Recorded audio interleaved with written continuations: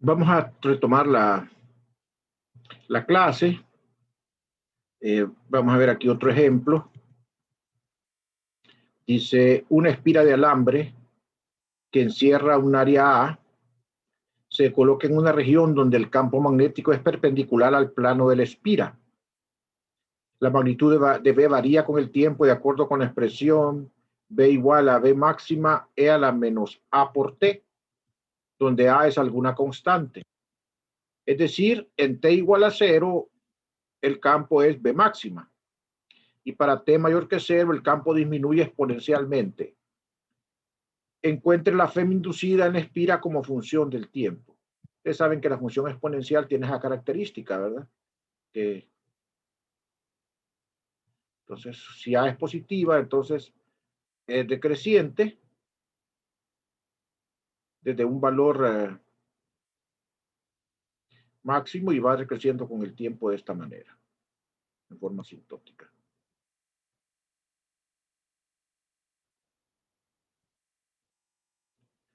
Entonces, este es un ejemplo en el cual la FEM inducida se genera por una variación del campo, no del área, ni de la orientación. Es decir, lo que está cambiando es el campo, es exactamente el campo. Entonces nosotros tomamos la derivada temporal, aquí tenemos el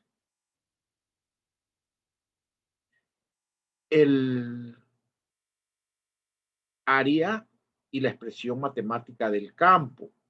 El área es constante y cuando derivo el campo, entonces aquí aparece un A que sale para afuera.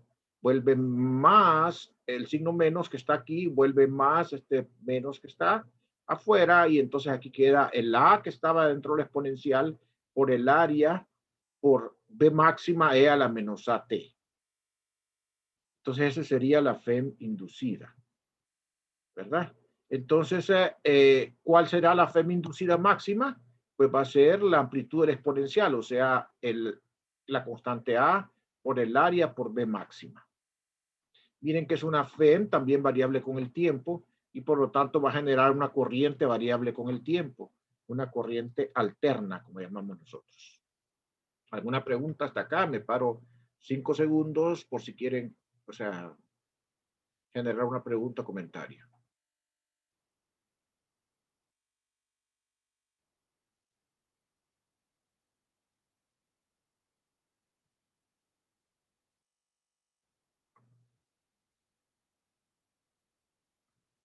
Vamos a ver ahora lo que se llama la FEM de movimiento, es decir, la FEM que se genera cuando yo hago una traslación digamos, del sistema, ¿verdad? Del sistema.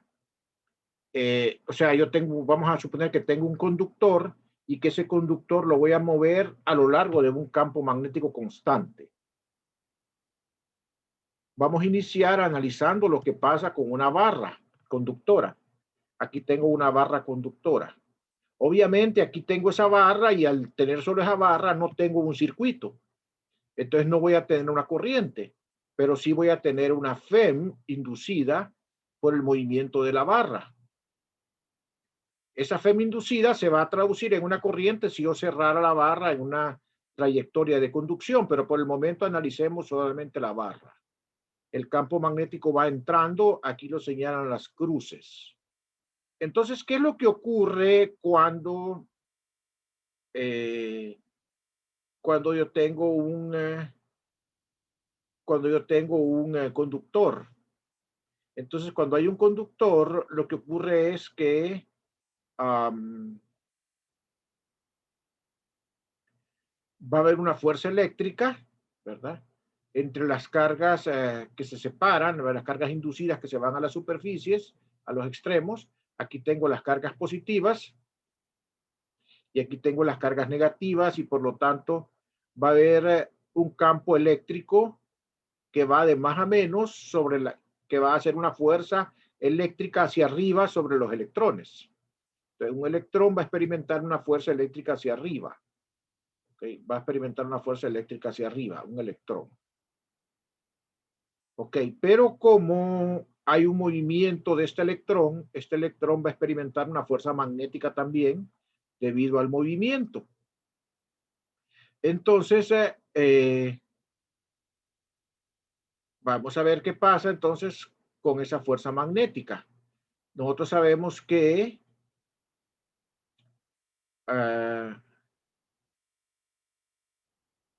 bueno, en primer lugar aquí recuerden que la fuerza eléctrica es contraria al campo, ¿verdad? El campo va para abajo y la fuerza eléctrica va para arriba porque se trata de un electrón, la partícula es un electrón. Aquí tengo un campo magnético entrando y tengo que el electrón se va moviendo hacia la derecha porque la barra se va moviendo con una velocidad constante hacia la derecha. Por lo tanto, ese campo magnético entrando y esa velocidad V van a generar un producto cruz B, que es hacia arriba. Si yo roto la velocidad sobre el campo magnético, eso va a dar un B, que es hacia arriba. Por lo tanto, la fuerza sobre ese campo, sobre esa carga, sobre ese electrón va a ser contraria al B, o sea, va a ser una fuerza magnética hacia arriba. Resulta que va a llegar un momento en el cual se va a equilibrar la fuerza eléctrica con la fuerza magnética. Si yo entonces calculo en el equilibrio la fuerza eléctrica igual a la fuerza magnética, voy a tener entonces que la fuerza eléctrica, bueno, es la carga por el campo eléctrico y la fuerza magnética es la carga por la velocidad por el campo. O sea que el campo eléctrico que se genera es la velocidad por el campo magnético.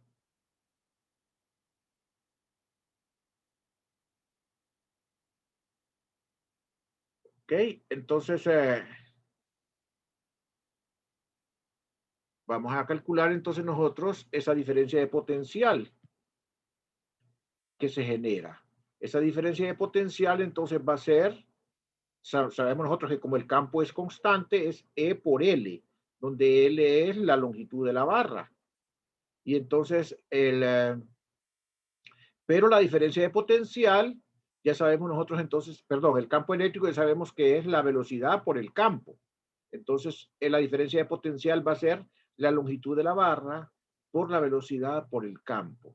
Y esa diferencia de potencial es la FEM inducida, porque es la diferencia de potencial entre los extremos del conductor. ¿Verdad? Es una diferencia de potencial entre los extremos del conductor. ¿Verdad?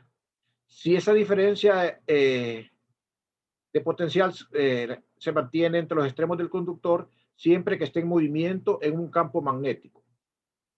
Si la dirección del movimiento se invierte, o sea, si yo tuviera que la velocidad fuera hacia la izquierda en lugar de la derecha, pues la polaridad de la diferencia de potencial se invierte. Tendría las cargas negativas arriba, cargas positivas abajo, y la diferencia de potencial estaría invertida la polaridad. ¿Verdad? Estaría invertida la polaridad de la diferencia de potencial. Cuando ese conductor en movimiento forma parte de una trayectoria de conducción cerrada, en este caso ya podemos hablar de un flujo cambiante. Porque si yo cerrara acá, por ejemplo, construyera esto acá y lo cerrara como que si fuera un circuito, pusiera aquí un alambre entre los extremos, entonces ahí habría, cada vez que voy moviendo la barra acá, va habiendo más área expuesta al campo magnético y por lo tanto habría un flujo cambiante. Y entonces se establecería acá una corriente eléctrica. De lo contrario, no va a haber corriente porque solo la barra no va a establecer corriente. Es lo que tenemos acá, ¿verdad? Si nosotros tenemos entonces que la barra aquí la cerramos con un conductor, entonces se genera una corriente de esta manera, ¿verdad? Se generaría una corriente acá. ¿Por qué? Porque, bueno, habría acá un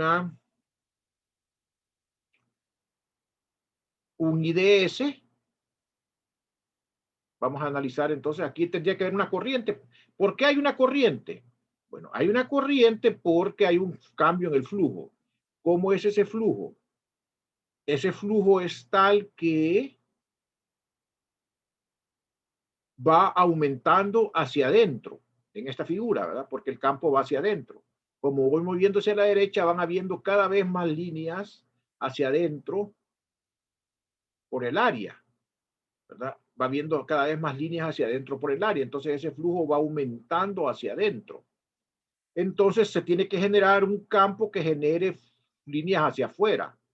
Entonces ustedes colocan la corriente hacia arriba, colocan el pulgar, van a ver que las líneas se enrollan hacia afuera. Entonces la corriente inducida sería en esta dirección, ¿verdad? Así, ¿verdad? Hacia arriba por la barra, o sea, cerrándose de esta manera, como está ilustrado acá.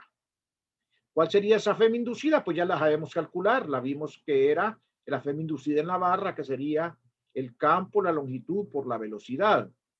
Y entonces nosotros tenemos que esa FEM inducida genera la corriente sin este sentido. Bueno, si hay una corriente ya en el circuito, incluyendo la barra, entonces hay una corriente, un IDS hacia arriba, sobre la barra. Hay un IDS hacia arriba, o sea, un campo magnético hacia adentro. Entonces, si ustedes rotan ese IDS sobre ese campo que está hacia adentro, ¿verdad? Si ustedes lo rotan, ese IDS sobre un campo que está hacia adentro, van a encontrar que hay una fuerza hacia la izquierda. La fuerza magnética iría hacia la izquierda. Entonces, esta fuerza magnética sería IL cruz B, donde L es la longitud de la barra. Lógicamente, para mantener esa velocidad constante, tiene que haber alguien afuera aplicando una fuerza de igual magnitud a esta fuerza magnética. O sea, tiene que haber algún agente externo que esté poniendo la manito ahí para mantener la velocidad constante, porque ustedes saben de que si no, la barra se aceleraría y no se movería con velocidad constante. Entonces, por eso es que tomamos en cuenta aquí que tiene que haber una fuerza aplicada, que ustedes pueden contestar que aquí en este dibujo es hacia la derecha, contraria a la fuerza magnética y de igual magnitud. Entonces, esta fuerza magnética es IL cruz B, o sea, en magnitud es B I por L.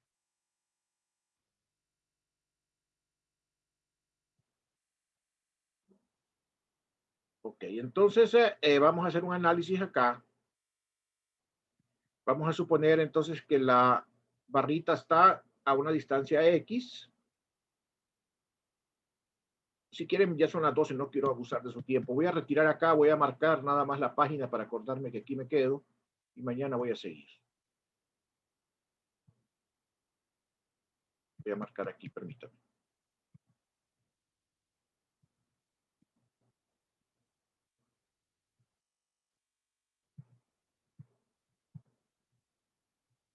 Si me deja marcar, no me está dejando marcar.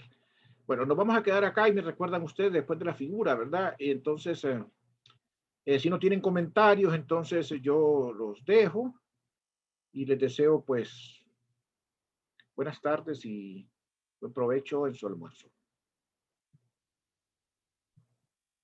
Gracias, Liz.